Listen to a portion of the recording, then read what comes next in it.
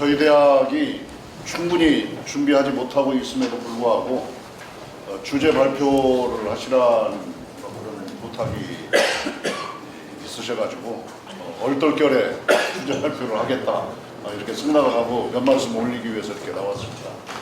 첫 번째는 대학이 지속 가능하기 위해서는 학생이 지속적으로 찾아와야 된다. 두 번째는 이제 재정적인 안정을 유지할 수 있는 대학.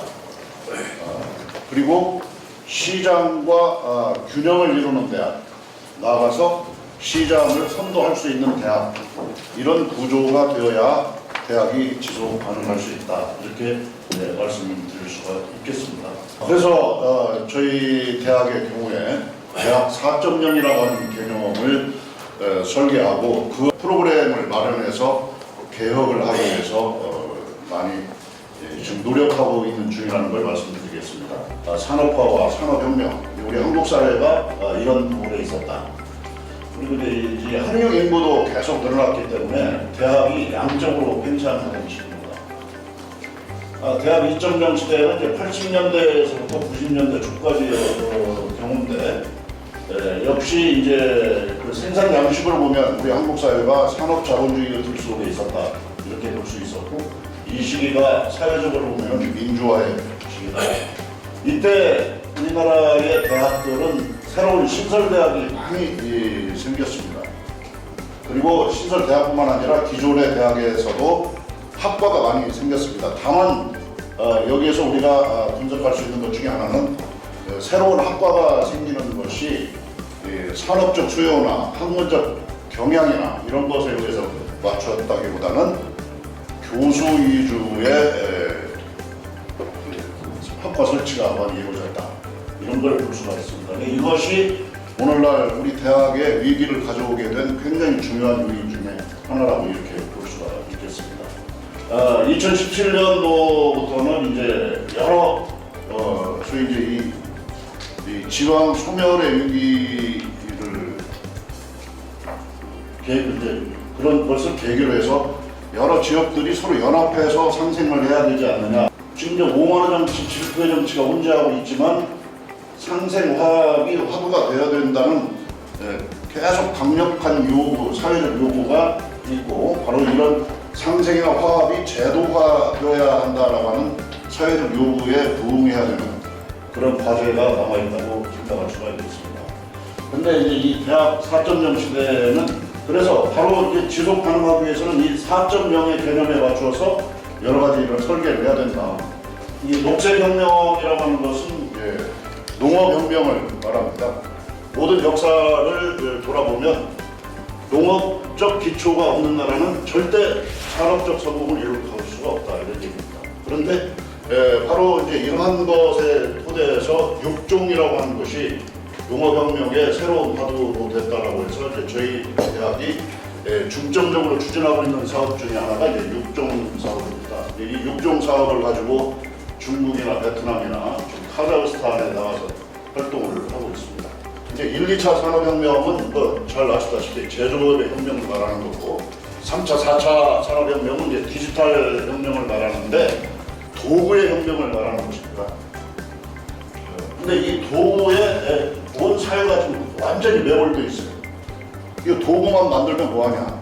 이 도구가 무엇을 위해서 쓰여져야 되느냐? 이 도구를 가지고 무엇을 제작하느냐? 이게 이제 굉장히 중요한 문제가 되는 거죠. 5차 산업혁명이라는 것은 콘텐츠의 혁명을 말하는 것입니다. 이 콘텐츠는 뭘 가지고 만드느냐? 바로 이 디지털 혁명이 추구하고 있는 것이 개별화 사회다 이런 얘기예요. 시기별로 단계가 벌써 일어나는 게 아니라 동시에 이것을 진행을 해야 된다 이런 얘기죠. 이 콘텐츠의 혁명은 바로 다름 아니라 인문학과 예술과 융합을 해야 된다. 그러면 이제 이 5차 산업혁명의 시대를 이제 문화자본주의 시대다 이렇게 말씀드릴 수가 있는데 이제 문화자본주의라고 하는 것은 이제 인간의 정신적인 욕구라고 볼 수 있는 진선미 욕구. 바로 이제 이 부분이 진선미 욕구가 산업화되는 사회를 문화자본주의 사회라고 이렇게 말을 할 수가 있겠어요. 문화자본주의 사회를 바꿔서 얘기하면 가치 산업이라고 말을 할 수가 있어요. 가치 바꾸기 산업과 가치 만들기 산업. 이게 진행되고 있는 것이 바로 지금 이 시기라고 이렇게 말을 할 수가 있습니다. 그래서 같이 바꾸기, 같이 만들기 이런 게 진행되려면 융합과 변신이 이루어져야 됩니다. 이게 융합과 변신이 보편화된 시대가 된 것입니다. 요새 아이들 장난감이 전부 변신을 합니다. 그러니까 융합과 변신이 변신이 아이들 세계에서부터 이미 보편화가 되어 있어요. 굉장히 체질적으로 익숙해 있습니다. 그러니까 이렇게 해서 지금 자라나는 애들을 고정된 틀 속에다 집어넣으려고 하면 절대 교육할 수 없다. 이들을 위해서 교육 시스템을 바꿔야 된다라고 하는 이런 준비를 해야 된다 이런 얘기죠. 이 직제 심사에서 보면은 이제 이 과거에 우리의 계층 구별이 산업공상인데 이 산업공상의 직능이라는 것이 과거에는 계층화되어 있거나 계급화되어 있었어요 이게. 근데 지금은 한 사람이 이 직능을 다 가지고 있어야 된다. 그래서 이제 교육 방법도 혁신해야 된다. 그래서 이제 저희 대학은 스튜던트라고 하는 개념을 바꾸자 이렇게 캠페인을 하고 있습니다. 그리고 이제 두 번째로 재정적 안정성과 직결되는 문제인데 바로 이 플레이던트형 교과 과목이라고 하는 것은 이 교과 과정을 변형하는 것은 대학인과 동시에 기업이어야 된다. 이렇게 생각을 해서 저희 대학이 줄기차게 추진하고 있는 것이 지금 1학과 1기업 1특허 이 시스템으로 가자 이렇게 얘기를 하고 있습니다. 학과와 연구소와 기업이 삼위일체가 되는 학과의 형태. 그러니까 오늘날의 학과의 형태가 아닌 거죠. 자기 고유한 연구소가 없는 학과는 존립할 수가 없는 시스템을 만들어보자. 교수들은 전공 노마드, 전공을 이동해가면서 새로운 전공 만들어가면서 그 활동을 하게 하고 학생들은 이제 학과 노마드 이런 것을 할 수 있는 체제. 이 체제가 바로 강사형 대학입니다. 융합형 대학입니다. 그러면 이제 학령 인구가 감소했다라고 해서 대학이 무조건 규모가 줄일 수 있느냐? 지금 우리나라의 유학생 정책은 규제 중심의 정책인데 지원 중심의 정책을 구사해야 된다고 할 수가 있겠습니다. 그리고 이제 그리고 돈 내고 유학 올 수 있는 사람들을 유치를 해야 된다 이런 얘기죠. 등록금 내고 중국과 동남아시아 이쪽 학생들이 그래도 지속적으로 돈을 낼 수 있는 나라이기 때문에 돈을 내고도 한국 대학에 올 수 있는 나라 이것을 위해서 정부, 지방정부, 중앙정부, 지방정부 할 것 없이 그리고 지역사회 모두가 다 이런 캠페인에 참여를 해줘야 된다. 단기 과정과 단기 학위 이게 평생 교육 차원에서 이미 이제 졸업한 세대들에 대해서 이렇게 되면 일단 학생이 좀 많이 올 수 있다고 생각을 합니다. 그래서 이런 방식 등을 통해서 대학이 적정 규모를 유지할 수가 있다. 이렇게 말씀드릴 수가 있습니다. 그 다음에 이제 지방 소재 대학들은 완전히 레지던셜 칼리지를 운영할 수 있게 만들어주라 이런 얘기예요. 그래서 지방 정부나 중앙 정부가 기숙사를 짓고 운영을 하고 우리 대학은 그 지역사회에서 계속 이 적정 규모의 인구가 거의 유지가 되고 있기 때문에 지역사회도 활성화가 되는 거고 그 다음에 대학은 대학대로 여러 가지 생산적이고 창의적인 프로그램을 만들 수가 있고 이렇게 되면 이제 이것이 유학생을 유치하는 데도 굉장히 도움이 됩니다. 어떤 전문적인 학자는 싱가포르나 대한민국이나 비슷하게 생각을 해요. 도시국가라고 서울 빼놓고는 없다 이거예요. 이런 나라는 말하자면 그야말로 진정한 의미의 선진국 대열에 올라가기가 힘들다 이렇게 볼 수가 있습니다. 그러기 위해서 지역 균형 발전을 해야 되는데 그런 방법 중에 하나가 이런 거다. 이런 문제를 제기할 수가 있습니다. 이제 사립대학의 지배 구조를 개선할 수 있게 해줘야 된다. 사립대학을 예비 범죄 집단으로 생각하는 관점이 형성된 이후에 사립대학 법인과 대학 총장을 분리시켜 놨습니다. 그러니까 이제 소유와 경영을 분리한다라고 하는 기업적 사고방식에 입각했다고 볼 수가 있는데 실제로 이제 오너 대학들은 가족끼리 이사장하고 총장하고 이렇게 뭐 그대로 하기 때문에 이 구조가 별 문제가 없을 수도 있으나 그것은 우리 사회에 편법을 보편화시키는 잘못을 지금 저지르고 있다. 이런 부분들이 대학의 지속 가능한 개혁, 이것을 굉장히 어렵게 만든다 이거예요. 그러니까 사립학교법을 바꿔가지고 법인이사장과 총장이 겸직 가능한 방법으로 사립학교법을 바꿔줘야 이게 잘못 인선하면 확실하게 망해버리든지 잘 인선하면 학교가 제대로 살아나든지 이런 두 가지 중에 하나가 될 수 있다. 여러분 감사합니다.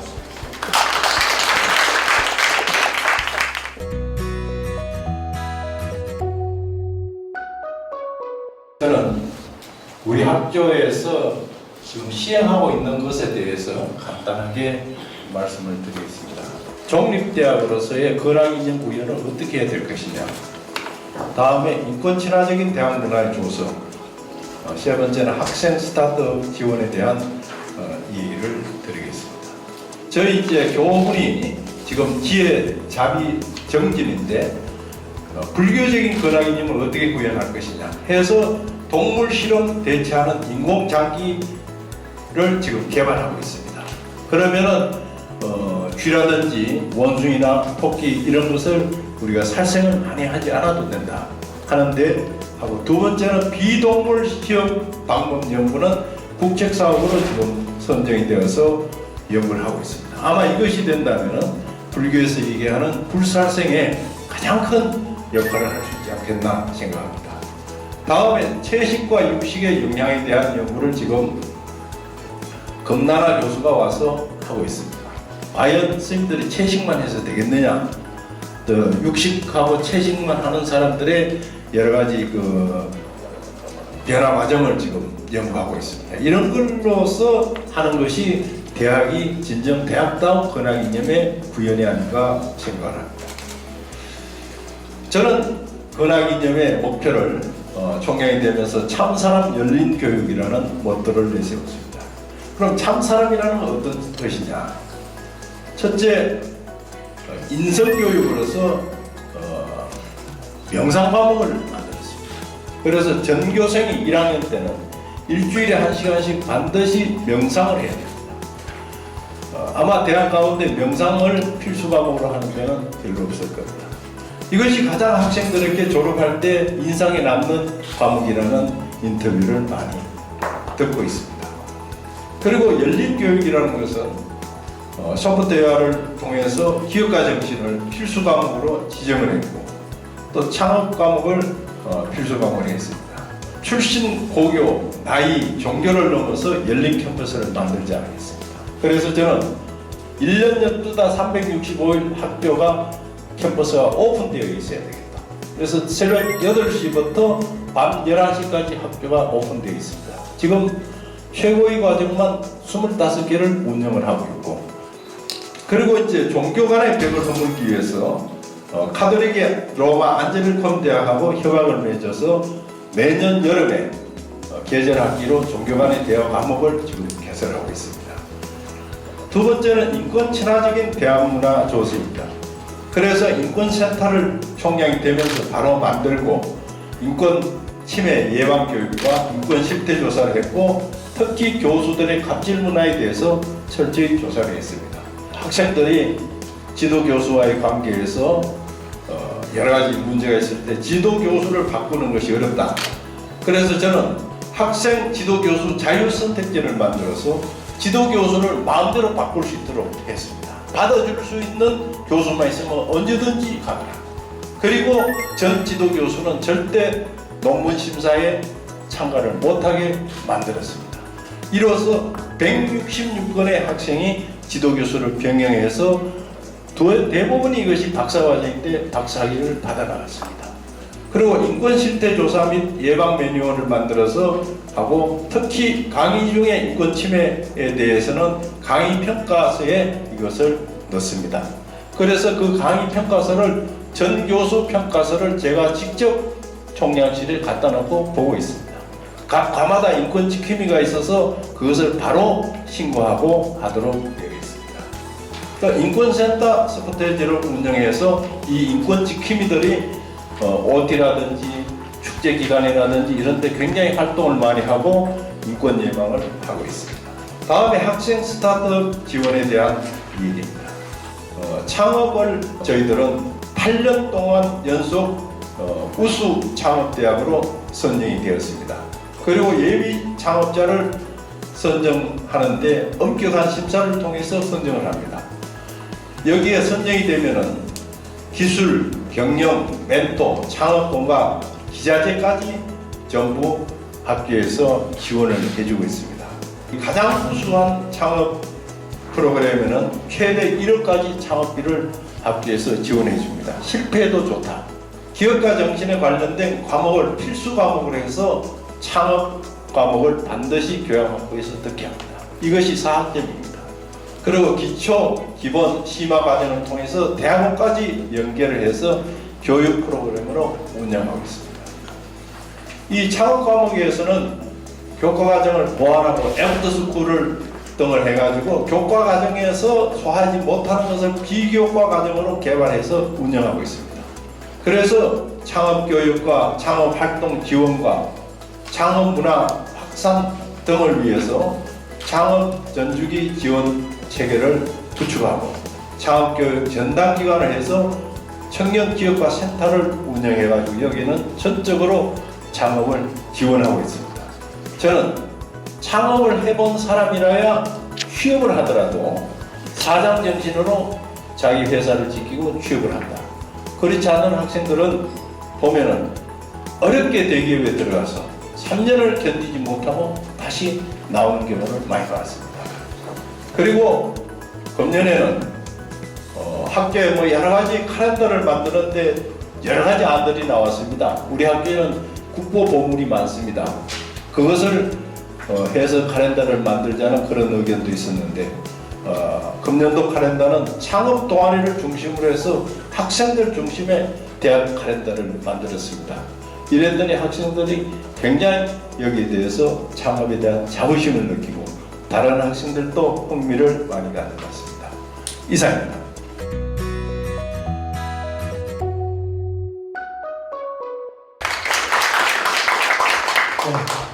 저희는 기본적으로 4차 산업 시대가 과연 성적 중심의 시대냐, 서열 중심의 시대냐, 저는 아니라고 생각합니다.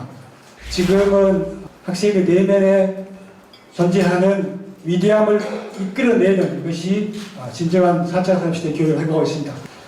그런 저는 2007년도에 대학 르네상스라는 걸 처음 생각을 해가지고 2011년도에 아시아 속 대학 르네상스를 생각했었습니다. 이걸 기반해가지고 제 스스로 대학 르네상스의 3대 축을 만들었는데 결국은 교수와 학생 간의 소통이 가장 중요하다. 어떠한 지식을 전달하기 이전에 학생의 지식을 받을 수 있는 새로운 환경이 중요하기 때문에 끊임없는 소통을 통한 스킨십이 굉장히 중요하고 있고 그러한 소통 속에서 학생들은 자기 특색을 만들어가야 된다. 자기 개성을 만들어야 된다. 저는 4차 산업의 핵심은 연결이라고 생각하고 있습니다. 앞으로 이러한 인공지능 시대에 우리가 혁신을 해야 되는데 과거에 노동 꼬박이 자본을 통해서 생산했다면 혁신 가치를 만들어냄으로써 노동과 자본의 가치를 넘어가는 새로운 가치를 만들어낼 수 있습니다. 그래서 지금 저희들에게 주어진 과제는 과거의 수직적인 교육을 넘어가는 혁신적인 교육 체제가 필요한데 그게 저는 지식의 전달보다는 학생들의 내면을 깨우쳐가는 것이 저는 중요하다고 생각하고 있습니다. 그래서 그것이 학생들에게도 혁신이고 대학으로서도 혁신이고 이게 생산적 가치를 증대시킬 수 있다고 생각하고 있습니다. 그래서 결국은 4차 산업은 보이지 않는 것, 또 불가능한 것을 연결해내는 그러한 사고방식이기 때문에 저희들을 가장 중요한 가치인 내면을 깨우친다라는 교육적 핵심을 갖고 있습니다. 그래서 이 깨우치는 이 과정에서 가장 중요한 게 이제 소통이 되겠고 이러한 육시형 모형을 만들어서 소통과 융합, 창의, 특화해서 도전해서 사회 속으로 인류 속으로 학문 후속 세대로서 역할할 수 있도록 교육하고 있습니다. 저희들의 생존 전력은 연구에 국제화에 두고 있습니다. 그래서 협업과 융합을 중심으로 해가지고 과학 르네상스를 이루고 있는데, 인공지능 기반의 치매 조기 진단을 조선대학교에 특화된 연구 모형으로서 국제적 수준으로 연구를 진행하고 있습니다. 중국에 있는 세계적인 치매 대학인 수도국가대학, 그리고 미국의 보스턴 의과대학 연계해가지고 인공지능을 기반으로 한 치매 분야는 한국을 넘어서 국제적인 수준이 될 수 있도록 선도하고 있다는 말씀을 올리겠습니다. 이러한 연구의 배경은 학생들에게 자부심을 주기 위해서 하는 것입니다. 우리가 세계적인 연구를 할 수 있다. 너희들도 할 수 있다. 그렇기 때문에 우리는 학생들에게 내면을 깨우치는 것이 가장 중요하다고 믿고 있습니다. 이것은 이제 학생들이 교수와 커뮤니티를 통해서 협업을 해서 성공한 사례를 보였습니다. 저희들이 항공우주공학과에서 큐브 스페이스를 만들어가지고 금년 6월 7일날 인도에서 100번째 발사체를 통해서 우리나라 5개 대학이 발사를 했는데요. 그 5개 대학 중 우리 대학교의 그 큐브 스페이스가 19박이 10cm의 그 인공위성이 되겠습니다. 인공위성이 지구 궤도상에 분리됐고 교신에 성공했던 그런 노력이 되겠습니다. 그래서 학생들이 스스로 교수들과 함께 창의적 아이디어를 가지고 세계적으로 도전했던 하나의 사례가 되겠습니다. 그래서 저희는 이러한 그 도전이 결국은 자기 자신의 내면의 깨우침을 통해서 이게 세상에 컨트리뷰할 수 있는 육시형 모형을 중심으로 교육가 있다는 말씀을 드리겠습니다. 네, 마지막으로 저희들이 대학 가치를 올리기 위해서 내년도에 2019년도에 세계 수영선수권대회가 열리게 됩니다. 그래서 저희들이 세계 수영선수권대회 하이다이빙을 저희 조선대학교에 유치해가지고 조선대학교의 운동장이 삼각대입니다. 거기에 하나의 축구장, 2개의 축구장이 있는데 하나의 축구장에 세계 수영선수권대회 하이다이빙을 개최해서 저희 대학의 휴먼 가치, 그리고 과학 가치, 문화 가치, 그리고 경제 가치를 만들어낼 계획입니다. 저희 조선대학교를 설립할 때 1946년도 해방 이후에 72,375명이 참여를 했기 때문에 그것을 다시 한번 도전하는 의미에서 조선 유니버시티 어게인이라는 뜻으로 CU 어게인 72,000 프로젝트를 지금 추진하고 있습니다. 그래서 결국은 깨우침과 도전, 그리고 함께하는 이러한 모든 운동들이 대학의 긍정적 국제적 가치를 만들어낼 수 있기 때문에 저희들은 대학 르네상스에 기초한 대학 경쟁력과 대학 경쟁력이 도시 경쟁력을 만든다는 전조 속에서 이러한 지속 가능한 경영을 하고 있다는 말씀을 올리겠습니다. 감사합니다.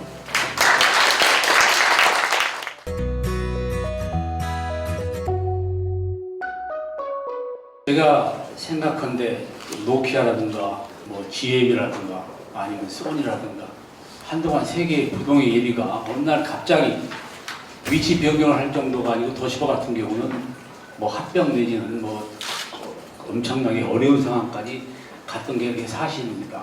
대학의 위치 변화도 이거 한순간이라고 저는 봅니다. 가장 중요한 문제는 여러분도 아시다시피 외적인 변수에 인구 통계적인 외적인 변수가 제일 크다고 봅니다. 현상 유지도 쉽지 않겠다라는 생각이 들지 않을 수가 없게 되는 겁니다. 그래서 저는 이걸 이제 근본적으로 우리 대학이, 특히 저희 대학의 입장에서 어떻게 문제를 풀었으면 좋겠는가라는 생각을 가지고 지금 제가 오늘 추진할까 합니다. 우리가 이제 강을 건널 때 상대방의 나루터가 목적지가 있었을 때는 배를 갈 때 결국은 그 위치보다는 항상 높은 위치를 바라보면서 접근해야 됩니다. 직선으로 가는 게 제일 좋다. 직선으로 하게 되면 흘러내리는 물이 속도에 의해서 결국은 뒤처지게 되고 하류로 많이 떠내려가는 것은 잘 아시리라고 봅니다. 우리 대학이 살아남기 위해서는 대학이 존재하는 그 이후에 목표를 가장 최상위를 두고 우리가 쫓아갈 수밖에 없다는 겁니다. 그래서 저는 여기에서 재정적인 측면에서 얘기하고자 합니다. 재정적인 것은 여러분도 아시다시피 결국 대학이라는 것은 수입과 비용으로 쌀 때 수입은 등록금에 의존할 수밖에 없고 다른 어떤 뭐 산학 연계해서 기업을 키워야 된다?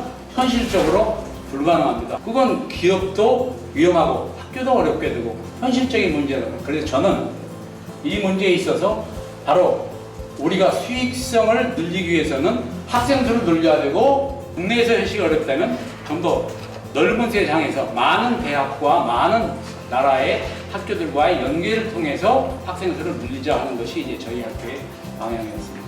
첫 번째는 저희가 중국의 학생들을 한국에 데려오는 것이 첫 번째 목표였습니다.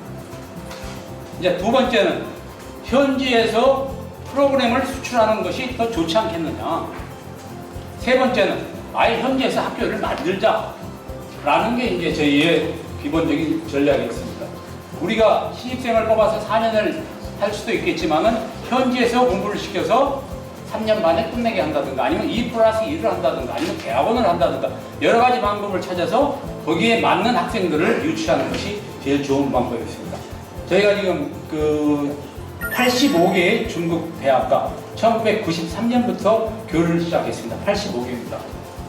물론 더 많은 대학도 있겠지만 일단 저희는 많다고 생각합니다. 전 세계 17개국에 125개의 학교와 하는데 거의 지금 중국에 85개를 저희가 하고 있습니다. 그래서 1+4, 2+2 이 과정에 있어서는 지금 학생 수가 2006년부터 시작해가지고 2008년은 피크로 해서 점차 떨어지게 됩니다.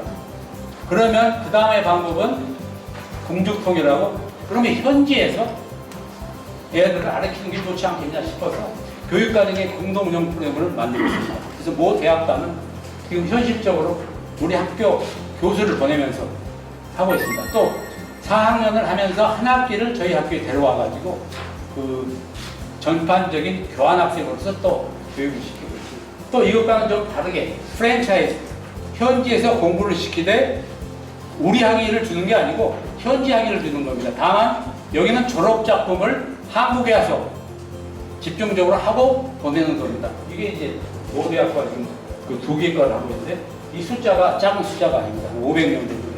학사까지 좀 늘려보자 그래서 지금 박사학위를 지금 하고 있습니다. 모 대학과.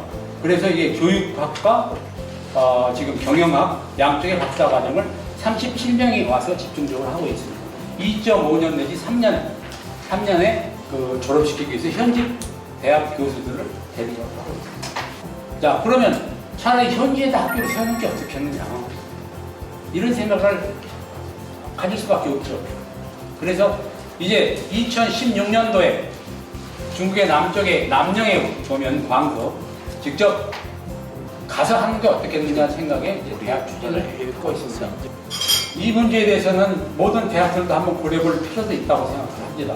그래서 이게 이제 중심이 된다면 중국의 남부를 중심해서 아세안을 할 수 있는 교토가 될 것이고 또 이 성공 케이스가 된다면 바로 다른 분들도 따라서 할 수 있다는 생각이 들어서 일단 그 성공 케이스라기보다는 지금 진행 중인 그러나 현재 저희가 돌파할 수 있는 여러 방법 중에서는 가장 실현 가능성이 있는 그러한 그 방법이라고 생각해서 감히 여러분께 소개를 했습니다.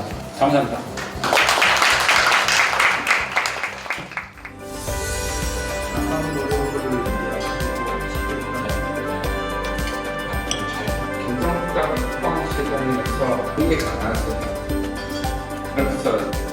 우리 모두 대학교의 발전을 위하여